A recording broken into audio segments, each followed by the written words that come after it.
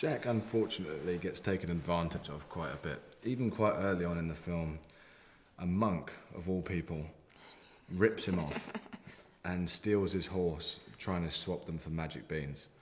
And Jack's a trusting guy, and he thinks the best of the monk, but it makes him look a bit silly, and he gets told off for it terribly by his uncle, and that happens a fair bit. He's made to feel useless, but luckily he gets the opportunity to kind of prove himself on this journey.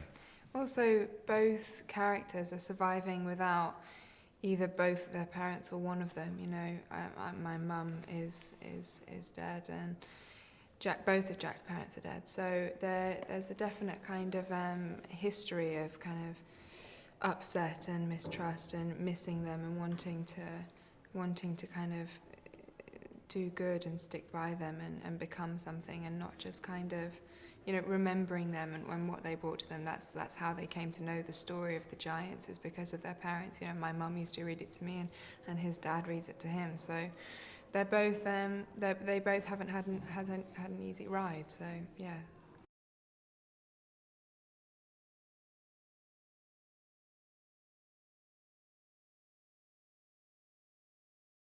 I use people like Sigourney Weaver as inspiration because I think she's a very strong woman, and I wanted to kind of bring aspects of that. And also I'm pretty feisty myself, so you know, I wanted to kind of bring aspects of that.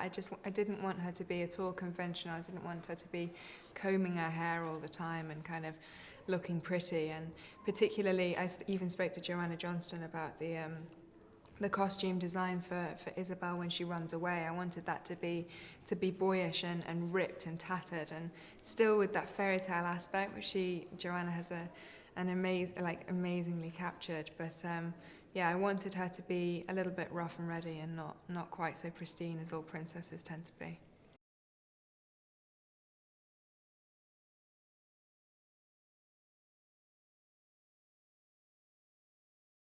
It's just a different form of acting, you know. With the green screen, it's a lot of trust in other people and them explaining what will be there and the timings of everything, so that you can kind of relate to those and not look stupid when you finally watch the screen and realise that you're not reacting to what you thought you were and at the right time. And then the motion capture is just, you know, we were involved with that, but I think the phenomenal thing on that is managing to see how subtle a performance someone like Bill Nighy can give, but then see that transformed onto the lead giant's face and features, and that's something that's really spectacular to see.